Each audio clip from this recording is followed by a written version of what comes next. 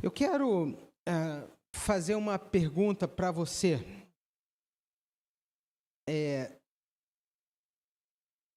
Quantas vezes você achou que você iria acertar e você errou? Quantas vezes você fez algo que você sabe fazer muito bem e deu errado?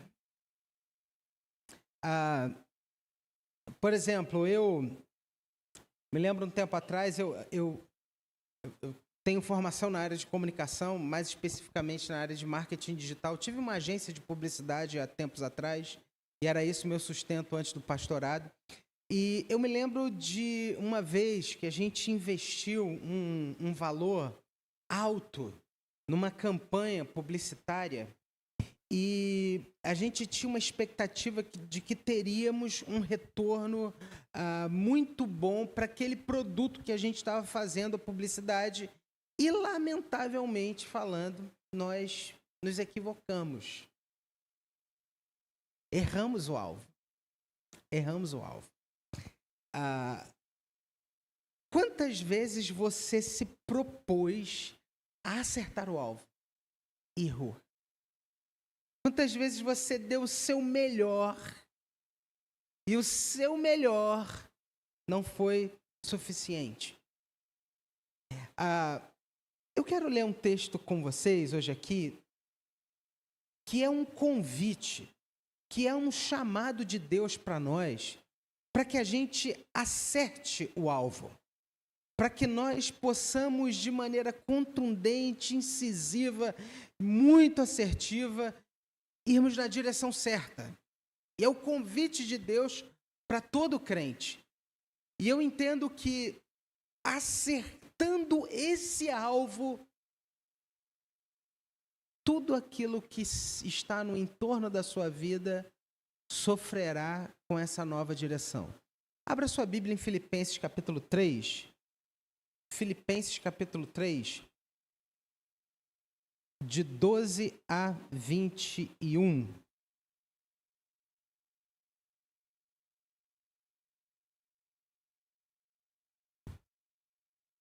Filipenses capítulo 3, de 12 a 21.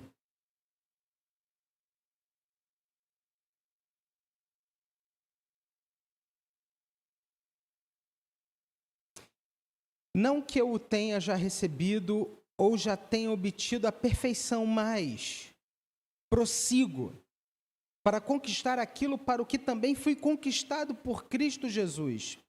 Irmãos, quanto a mim, não julgo havê-lo alcançado, mas uma coisa faço. Esquecendo-me das coisas que para trás ficam e avançando para as que diante de mim estão, prossigo para o alvo, para o prêmio da soberana vocação de Deus em Cristo Jesus. Todos, pois, que somos perfeitos, tenhamos esse sentimento. E se porventura pensais de outro modo, também isto Deus vos esclarecerá. Todavia, andemos de acordo com o que já alcançamos. Irmãos, sede imitadores meus e observai os que andam segundo o modelo que tendes em nós. Pois muitos andam entre nós, dos quais repetidas vezes eu vos dizia, e agora vos digo até chorando, que são inimigos da cruz de Cristo. O destino deles é a perdição. O Deus deles é o ventre. E a glória deles está na sua infâmia, visto que só se preocupam com as coisas terrenas, pois a nossa pátria está nos céus, de onde também aguardamos o Salvador, o Senhor Jesus Cristo, o qual transformará o nosso corpo de humilhação para ser igual ao corpo da sua glória, segundo a eficácia do poder que ele tem, de até subordinar a si todas as coisas.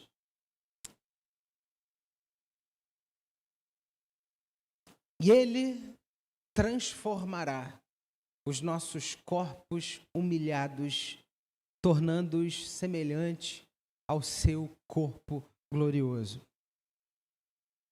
A O significado para a palavra grega pecado, quando a gente traduz a palavra pecado lá do grego, e aí só abrindo um parênteses, o Novo Testamento ele foi escrito em grego, o Antigo Testamento ele foi escrito em hebraico, e nos tempos de Jesus se falava aramaico, só para você entender essa informação.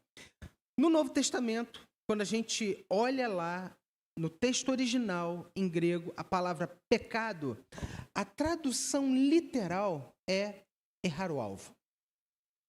Aquele que tem pecado, ou seja, aquele que tem errado o alvo. Pecado tem a ver com deixar de fazer aquilo que Deus quer que eu faça.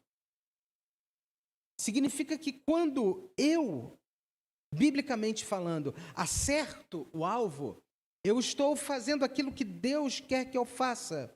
Mas, quando eu erro o alvo, eu me afasto, eu me distancio daquilo que Deus preconiza, daquilo que Deus espera que eu faça. A nossa missão nesse mundo é prosseguir para o alvo. É caminhar na direção do alvo que nos foi proposto. Mas, gente, isso é tão difícil, não é?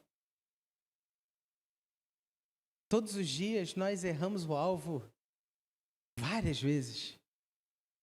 Erramos o alvo por atitudes. Erramos o alvo por meio das nossas palavras. Erramos o alvo por meio dos nossos pensamentos. E eu vou dar um outro exemplo. Uma outra coisa que a gente erra o alvo. E que a gente pouco fala sobre isso. A gente erra o alvo quando a gente simplesmente opta por não fazer nada. A gente erra o alvo quando nós somos omissos. Porque se eu tenho um alvo a alcançar e eu fico sentado, de braços cruzados, e faço dessa minha opção, eu errei o alvo. A gente vive numa sociedade, num tempo em que as pessoas elas não querem se expor. E a gente lida, às vezes, com gente da nossa própria família, fazendo coisa errada. E a gente tem medo de... Ei, cuidado, cara. Ei, para com isso. Outro dia eu conversava com um casal que o filho... fazendo várias coisas erradas. E eu percebendo aquela mãe, vendo aquilo ali acontecendo, aquele pai vendo tudo aquilo, e ambos omissos, calados. E eu procurei entender, e aí a gente faz uma pergunta para chegar, né? O que vocês fazem quando o filho de vocês age de tal forma, tal e tudo mais? E para minha surpresa, a verdade por trás da resposta era mais ou menos a seguinte: pastor, eu não faço nada, porque eu não quero que o meu filho me veja como um repressor. Eu não quero que o meu filho tenha uma visão negativa acerca da minha pessoa. Eu não quero ser aquele que vive para dizer não ao meu filho. Na verdade, a omissão desse pai, dessa mãe, na educação dos seus filhos, custará um preço altíssimo lá na frente. Porque todos nós precisamos aprender que a vida tem limites. Que nós, enquanto homens e mulheres, enquanto filhos de Deus, nós temos um alvo a seguir. E para que eu chegue nesse alvo, eu vou precisar dizer não para inúmeras coisas. Mas como é difícil. Nas palavras do próprio apóstolo Paulo, e olha quem a gente está falando aqui, a gente está falando de Paulo. Olha o que ele diz no versículo 12. Não que eu já tenha obtido tudo isso, não que eu já tenha conseguido, mas eu estou caminhando para o alvo. Olha só, coloca aí, ó. Não que eu já o tenha recebido, eu já tenha obtido a perfeição, mas eu prossigo para conquistar aquilo que também fui conquistado. Ou seja, estou no mesmo barco que vocês. Estamos todos juntos nisso. Deixa eu abrir um parênteses. A gente tem uma luta enorme. Muitas vezes para lidar com os nossos próprios erros e falar dos nossos próprios erros. Mas entenda uma coisa. Se você hoje fosse diagnosticado com uma doença que você por si mesmo não consegue identificar o que é, o que você iria fazer? Você iria para um médico. Cara, eu vou pedir ajuda. Eu vou conversar com alguém que entende disso. Eu vou procurar alguém e eu vou compartilhar o que eu estou passando, o que eu estou vivendo. Sabe qual é um grande problema? E que a gente erra muito alvo por conta disso? Que a gente não fala sobre os nossos dilemas. A gente não fala sobre as nossas dores. A gente não fala sobre as nossas preocupações. Fala uma coisa aqui para os homens. Aproveitar que hoje é dia do homem presbiteriano. Tem aquela música, né, do Barão Vermelho. Homem não chora. Não, deixa eu dizer uma coisa. Chora sim. Chora. Chora. Homem sente dor. Sim. Sim. Mas sabe qual é o grande problema de nós homens? É que muitas vezes a gente quer, sou forte. Eu sou o cara. Eu preciso manter aqui uma imagem de fortão, de durão. Mas olha, vou dizer uma coisa para você. Você precisa aprender a compartilhar seus dilemas com um amigo, com a sua esposa. Até mesmo se os seus filhos tiverem maturidade, com seus próprios filhos, com pessoas que você confia. A gente precisa aprender a pedir ajuda. Por quê? Porque a gente tem um objetivo maior na nossa vida, que é acertar o alvo. Muitos cristãos vivem assim, sem alvo. Eles tocam a vida. Eles repetem, está tudo bem, está tudo ótimo. 1 Coríntios, versículo 9 e 26, diz assim, sendo assim eu não corro como quem corre sem alvo. Eu não luto como quem esmurra o ar. Você precisa ter em mente aonde eu, como cristão, preciso chegar. Eu preciso cumprir a vontade de Deus, porque é somente assim, buscando entender o que Deus tem para mim, é que eu acertarei o alvo. O texto que a gente leu aqui, de Filipenses 3, de 12 a 21, ele fala sobre esse chamado para o cristão. Chamado de nós acertarmos o alvo. E o que a gente precisa para acertar o alvo na nossa vida? Em primeiro lugar, versículo 13. Nós precisamos reconhecer que Deus está trabalhando na nossa vida. Coloca aqui o versículo 13 para mim, por favor. Irmãos, quanto a mim, não julgo havê-lo alcançado, mas uma coisa faço. Esquecendo das coisas que para trás ficam e avançando para as que diante de mim estão. Essa pessoa, ela tem uma clara convicção de que Deus está edificando a sua vida. Entenda uma coisa, você não está totalmente santificado, mas você está num processo de santificação, onde Deus, dia após dia, está fazendo de você alguém que tem o coração de Jesus. Deus está lapidando o seu coração. Cuidado! Cuidado com o pecado, cuidado com as influências maléficas, cuidado com aquelas coisas que se apresentam muitas vezes bonitas, deleitosas para nós, mas que por trás são caminhos de morte. Lembra de Provérbios 16? Há caminhos que parecem direito ao homem, mas no final são caminhos de morte. Será que as coisas que têm falado ao seu ouvido aí, essas vozes que você tem ouvido, nos momentos que você está sozinho. Será que você tem glorificado a Deus?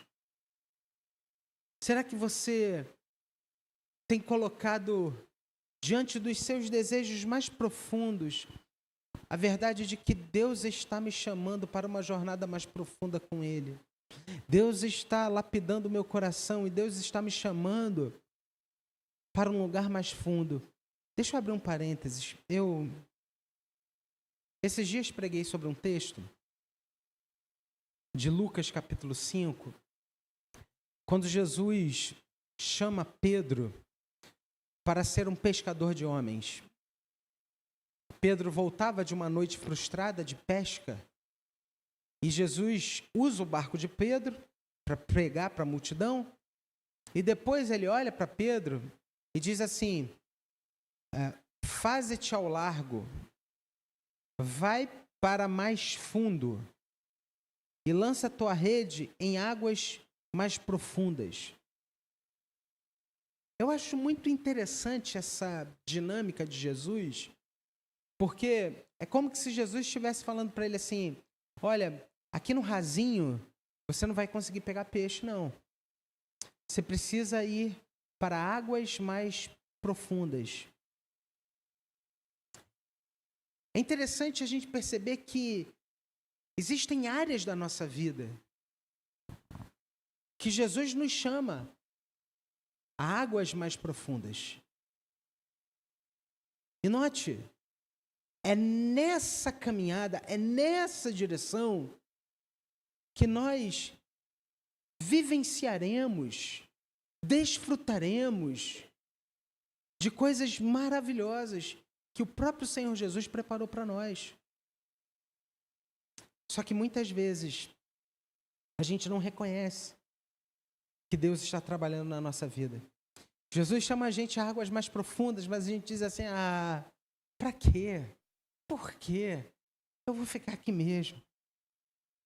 Entenda uma coisa. Cuidado. Cuidado com a inércia. Cuidado com as vozes que muitas vezes você tem ouvido. Lembre-se, e aqui eu vou falar uma palavra que às vezes nós presbiterianos falamos muito pouco. Cuidado com o diabo. O diabo está em derredor.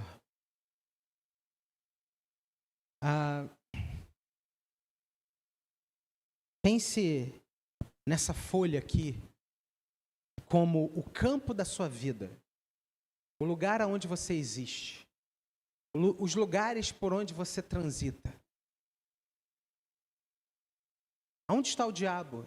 Segundo os ensinamentos de Jesus, ao derredor. Ao derredor. Então eu vou te dar uma dica geométrica aqui. Simples. Cuidado com os extremos da vida, viu? Porque quanto mais perto dos seus limites, mais perto do diabo você estará.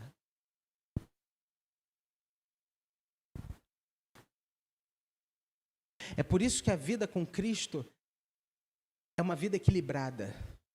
Jesus nos chama para o centro. Jesus, ele alinha os caminhos do nosso coração. Em segundo lugar, o texto ele mostra para nós, versículo 13, no versículo 14, que nós, para acertarmos o alvo, a gente precisa olhar para frente. E a gente precisa prosseguir. Olha o que diz o texto: mas uma coisa faço, esquecendo-me das coisas que para trás ficaram, e avanço agora para as que diante de mim estão. Eu prossigo para o alvo, a fim de ganhar o prêmio do chamado celestial de Deus em Cristo Jesus. Preste atenção aqui numa coisa muito séria. Para de olhar para o seu passado. Eu sei. No passado a gente encontra muitas das nossas frustrações, de coisas que não deram certo, de alvos que nós erramos. Mas já parou para pensar que, às vezes, o que mais influencia a nossa vida são os erros do passado do que o chamado de Jesus para seguirmos na direção do nosso alvo? Não é bom que seja assim. Não deixe que os seus erros do passado e aquilo que um dia já imputaram sobre você seja uma chancela sobre o seu coração. O que a Bíblia diz que nós somos? João 3, 1 João, capítulo 3, versículo 1, diz assim: vede que grande amor nos tem amado o Pai, a ponto de sermos chamados filhos de Deus. E de fato nós somos filhos de Deus. Você quer entender qual é a sua nova identidade em Cristo? Quem você é aos olhos do Pai? Você é filho. Olha, quantas vezes na infância meu pai me deu uma surra? Inúmeras vezes. Mas hoje, quando eu encontro meu pai, um abraço, é um beijo, é amor. Graças a Deus que muitas vezes Ele nos corrige. Ainda bem que o Senhor muitas vezes nos disciplina. Porque o amor do Pai é disciplina, é saúde para nós. A disciplina do Senhor é saúde para a nossa vida. E que bom que quando nós erramos, o Senhor Ele vem para nos lapidar. Vem para moldar e trabalhar o nosso coração, porque Ele é um Deus de amor. Agora entenda aqui de uma vez por todas uma coisa. Você não é aquilo que dizem que você é. Você não é fruto de um contexto, de uma situação na qual você se encontra. A verdade a seu respeito está aqui na palavra do Senhor. Eu e você, que cremos em Jesus, nós podemos atestar com toda a veracidade desse mundo que nós somos filhos amados do Pai. Por isso, para de olhar para trás, para de olhar para o seu passado. Em segundo lugar, olha só, para de olhar para os outros. Para de olhar para o seu lado. Comigo as coisas não dão certo. É interessante, eu até falei sobre isso hoje de manhã, quando Jesus, lá em João 21, vai ter seu último bate-papo com Pedro. Era a hora de acertar, porque Jesus ia subir aos céus, ele tinha acabado de ressuscitar, ele chama Pedro do lado e pergunta: Pedro, e aí, tu me amas? E aí, campeão, tu me amas? Tu me amas? Pastorei as minhas ovelhas. E aí Jesus sai com Pedro. E aí Jesus fala para ele assim: campeão, o negócio é o seguinte, vai chegar um momento na sua vida, você precisa amadurecer. Vai chegar um momento na sua vida que você vai fazer não aquilo que você quer fazer. As pessoas vão te cingir, ou seja, vão te vestir e vão te levar a lugares que você não quer ir. Jesus estava falando o quê? Sobre maturidade. Mas acontece uma segunda situação. Quando Jesus está falando isso, passa João. E quem era João? João era conhecido como discípulo amado, aquele que na ceia reclinou a sua cabeça sobre os ombros de Jesus. Pedro tinha uma invejinha de João. E não somente Pedro, mas todo o colégio apostólico ali, eles tinham uma invejinha de João, porque eles achavam que João era o mais amado. E aí Pedro olha, João passa assim na frente deles e Pedro fala assim: e quanto a esse? Aí Jesus dá uma resposta curta, direta e objetiva. Se eu quero que esse viva, o que te importa? Quanto a você, segue-me. Jesus fala para Pedro assim: campeão, para de olhar para os outros. Pouco te interessa o que eu vou fazer na vida dos outros. Quanto a você, me segue. Em outras palavras, Pedro, para de olhar para o lado. Em terceiro lugar, para que a gente prossiga para o alvo, nós precisamos ouvir aquilo que Deus nos diz. Olha o versículo 15. Todos nós que alcançamos a maturidade, nós devemos ver a vida dessa forma. Coloca aí o versículo 15 para nós, Mateus. Todos, pois, que somos perfeitos, tenhamos esse sentimento. E se porventura pensais de outro modo, também isso Deus vos esclarecerá. Deus fala. Deus mostra. Irmãos, existem momentos da nossa vida que a gente está ali diante de um nevoeiro. Você já subiu uma serra de noite? Um nevoeiro. Hoje, esse dia chuvoso, se você for a Teresópolis, sair daqui e for a Teresópolis, essa hora você já não enxerga mais nada. Isso. E aí o que você precisa? Você precisa ligar o farol baixo para você ter um mínimo de direção. O que Deus fala que a Bíblia é? Salmo 119, versículo 105, se eu não me engano. Lâmpada para os meus pés é a tua palavra e luz para os meus caminhos. Você precisa acertar o alvo? Busque ouvir e entender a voz de Deus, porque Deus fala. Sabe qual o grande problema de muitos cristãos? Eles estão tomando decisões importantíssimas em suas vidas sem procurar ouvir a voz de Deus. Senhor, meu coração está aqui, está decidido. Senhor, eu estou só orando aqui pro forma, mas eu vou abrir essa empresa. Eu vou dar esse passo. Custe o que custar. Quero só que o Senhor entenda isso. E aí o camarada vai lá na frente e quebra a cara. Senhor, olha só para o senhor saber, tá? Estou dando esse passo aqui na minha vida. E não procura ouvir e entender o que o Senhor quer. Sabe por quê? O coração do homem faz planos. Mas a resposta certa dos lábios vem do Senhor. Vou dizer uma coisa para vocês. Se eu fosse ouvir o meu coração para todas as decisões da minha vida, eu já estava morto. Eu já tinha morrido. E é assim na nossa vida. Porque se nós formos ouvir apenas o nosso próprio coração, há caminhos que parecem direito ao homem, mas no final são caminhos de morte. Você precisa ouvir e entender o que Deus tem para você. Senhor, fala comigo. Vamos ser matemático aqui, gente. Vamos ser cartesiano. Você está diante de uma situação que você precisa de direção. Você precisa entender que passo dar. E aí você ora. Senhor, fala comigo. Você acha que Deus não vai falar com você? Peraí, não, pensa comigo. Deus quer que você peque. Deus quer que você erre.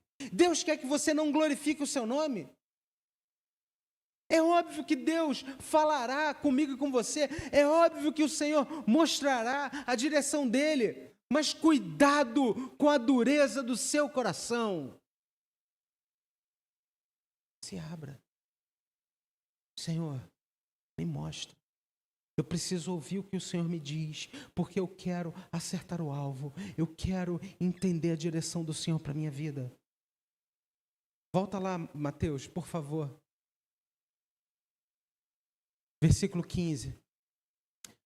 Vamos ler todos juntos esse versículo? Todos, pois, que somos...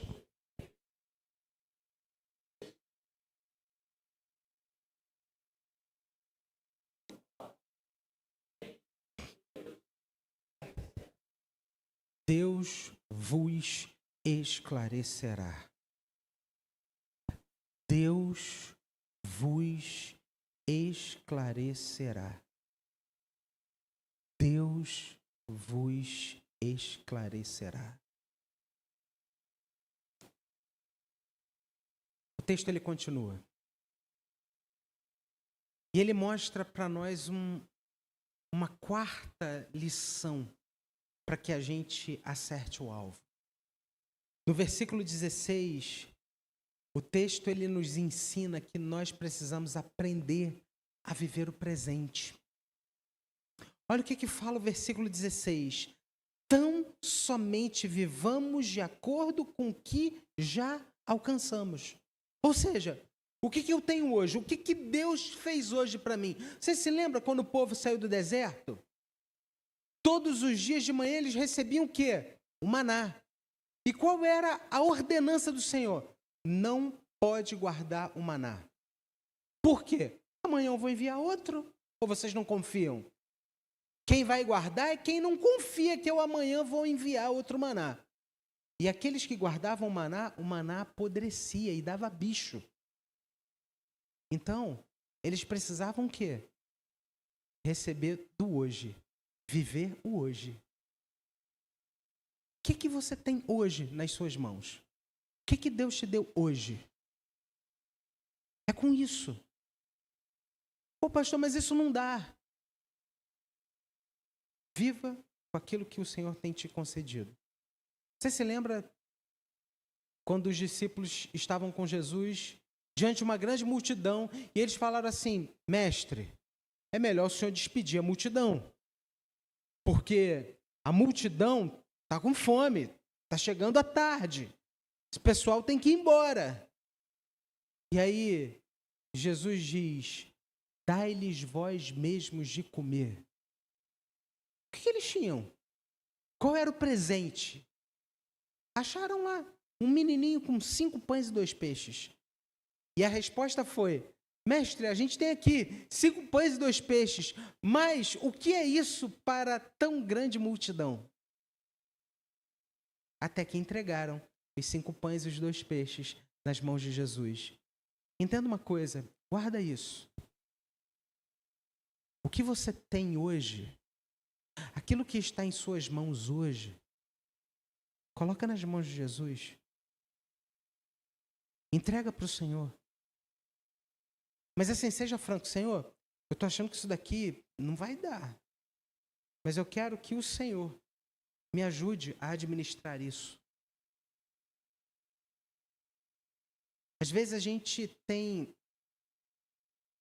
E esse é um grande problema.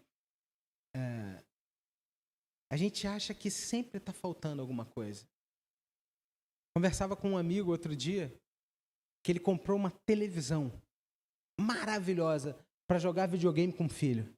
Comprou uma televisão caríssima, tal e tudo mais. Uma televisão, chegou em casa, quando ele monta a televisão na parede e tal, aí vem uma propaganda. Uma televisão melhor, que acabou de ser lançada do que aquela que ele tinha acabado de comprar. Qual foi a sensação dele? Puxa, tem uma melhor do que a minha. Parece que sempre a gente está descontente com aquilo que a gente tem. Mas é com aquilo que você tem hoje que o Senhor vai pavimentar a estrada para que você acerte no alvo. Para de reclamar. Para de achar que o que você tem não é suficiente. Aprenda a se contentar. Cristo é suficiente para você. Aquilo que Cristo tem dado a você é o que você precisa para hoje. Por isso, em quinto lugar, o apóstolo Paulo, ele nos ensina que nós precisamos aprender a viver uma vida única e verdadeira. Olha o que ele fala aqui nos versículos 17 em diante, 17 a 19. Irmãos, sigam unidos o meu exemplo e observem os que vivem de acordo com o padrão que lhes apresentamos. Pois como já lhes disse repetidas vezes, e agora repito com lágrimas, há muitos que vivem como inimigos da cruz de Cristo. O destino deles é a perdição, o seu Deus é o seu estômago, e eles têm orgulho do que é vergonhoso, eles só pensam nas coisas terrenas. O destino dos incrédulos é uma fé dissimulada, é a perdição, porque eles só se apegam às coisas da terra. O que você tem pensado? Aprenda a viver uma vida única e verdadeira. Aprenda a ser verdadeiro com o Senhor. Não seja mentiroso. Não seja alguém que se deixa levar pelas coisas desse mundo. Seja um cristão conduzido pelo Pai. Em sexto e último lugar, ambicione, deseje. Deseje uma vida transformada. Se você quer chegar no alvo, se você quer alcançar o alvo, você precisa desejar isso, você precisa almejar isso.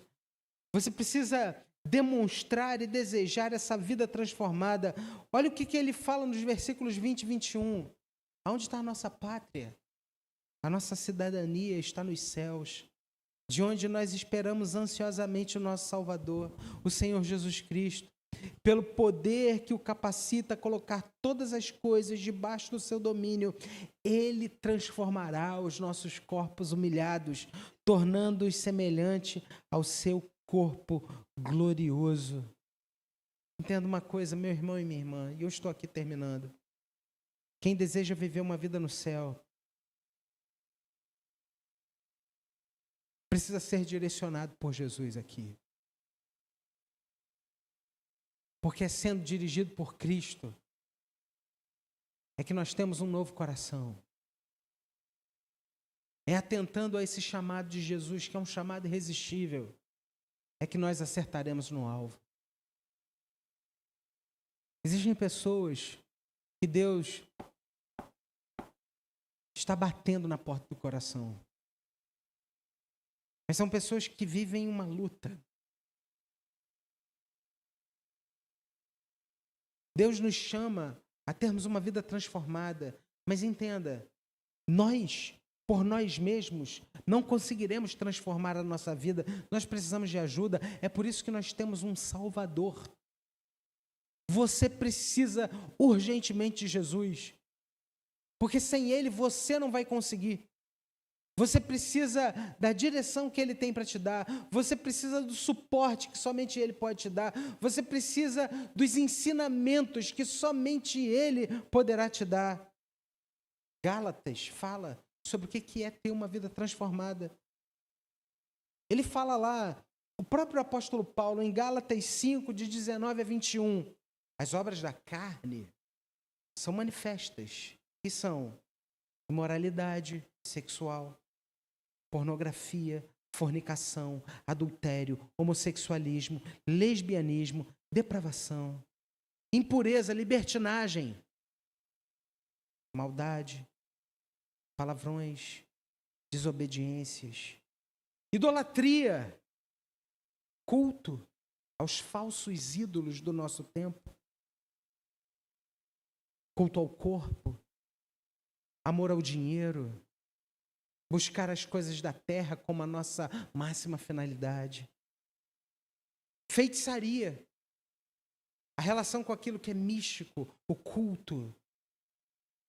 Ódio, discórdia, ciúmes, ira, egoísmo, dissensões, facções, inveja. Ou seja, problemas de relacionamento com inimigos, com irmãos, com familiares, maledicência. Embriaguez, orgias e coisas semelhantes a essas, vícios, promiscuidade, mentira, perversões. Eu os advirto, como já outrora vos adverti, aqueles que praticam tais coisas não herdarão o reino dos céus. Mais claro do que isso, impossível. Nós precisamos ser conduzidos por Jesus para lutarmos contra todas essas coisas, porque sem Jesus nós não conseguiremos vencê-las. Porque todos nós aqui lutamos contra isso. Todos nós aqui somos chamados dia a dia ao pecado. Somos tentados. E é por isso que Deus providenciou um Salvador. Aquele que entrou na nossa vida, entrou na nossa história para nos resgatar. Sabe qual é a imagem? Vou usar uma imagem aqui que é muito fácil para nós cariocas. Quantos aqui já viram uma praia em ressaca? Um dia de ressaca na praia. Eu tenho um amigo foi um amigo de turma do Rafael, que é salva-vidas lá em Itacoatiara, Niterói. Ele publica uns vídeos no Instagram e eu fico impressionado com aquilo. Ele salvando as pessoas no mar. Sabe o que acontece? Quando o cara está se afogando, o cara ele está lá, ó, no meio daquelas ondas, tentando erguer a mão. Eu preciso de ajuda, eu preciso de ajuda. Ele sozinho não consegue mais. E aí vai lá um Salvador para resgatá-lo. Isso que Jesus faz na nossa vida. Ele vem para nos resgatar das nossas lutas. E eu preciso te dizer uma coisa muito séria. Tem gente hoje que está cansado, que está lutando há muito tempo, que está sem força, que não está conseguindo acertar o alvo, que não está conseguindo mais ir adiante. Preciso dizer uma coisa para você. Você precisa de Jesus. Você não vai encontrar força nos seus melhores dias.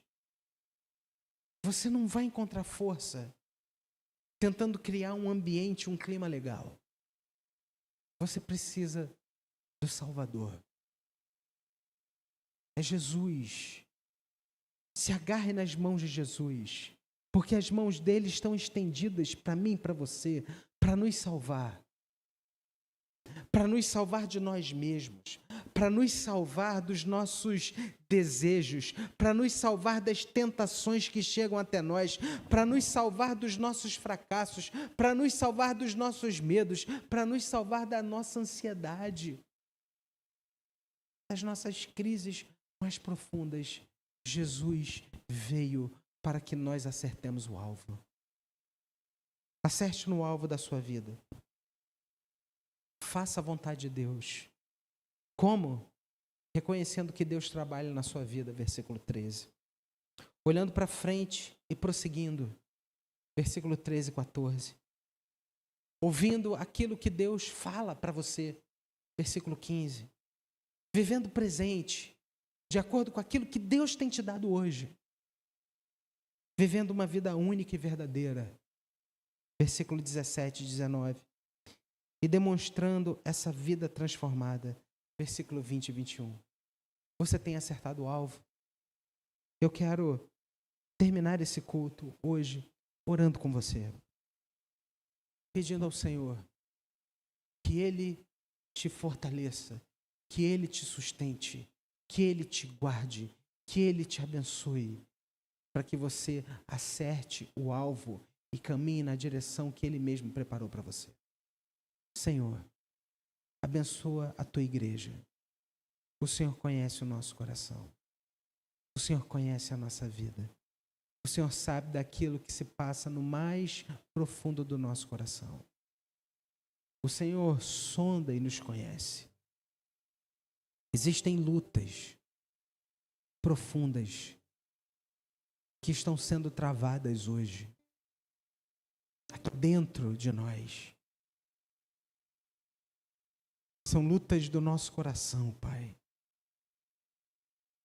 São dilemas profundos, Pai, que nós, por nós mesmos, não conseguiremos solucionar. Senhor, nós queremos nessa noite nos rendermos, abaixar as nossas armas e nos apegarmos, Pai, ao Senhor Jesus.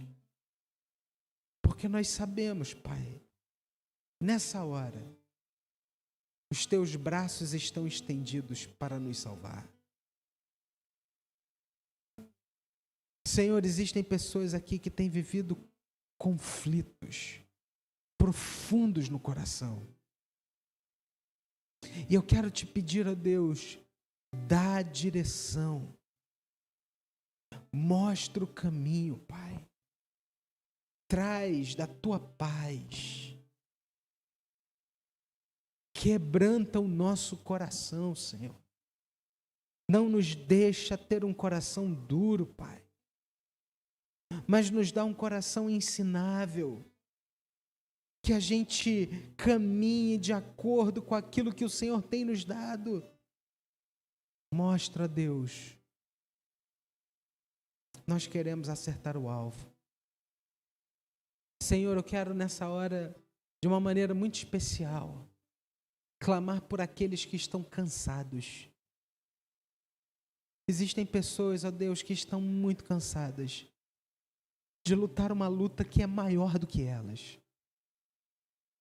Gente que hoje se vê sem força, Pai. E que precisa do Senhor. Precisa da sua mão. Precisa do seu auxílio. Que precisa de Jesus, Pai. E eu quero te pedir, Pai. Vem renovar essa força. Vem renovar esse coração. Vem renovar, Senhor. Fazer aquilo que somente o Senhor pode fazer.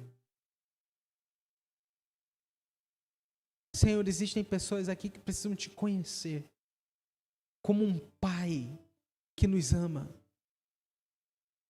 Pessoas que têm vivido na borda, amigos do Evangelho, mas que não conhecem o amor de Cristo, que não conhecem o Senhor face a face, que não sabem o que é chorar aos teus pés, e ouvir a sua doce voz que diz: esse é o meu filho amado, em quem eu tenho o meu prazer. Senhor, toca nesse coração. Abre, tira as escamas dos olhos. E mostra a essa pessoa o quanto ela é amada por Ti. Obrigado, Senhor. Faça a Tua obra na nossa vida. Cumpra o Teu querer, porque o nosso desejo é acertar o alvo, o prêmio da soberana vocação em Cristo Jesus. Queremos viver para a Tua glória. Em nome de Jesus. Cumpre em nós o Teu querer. Amém.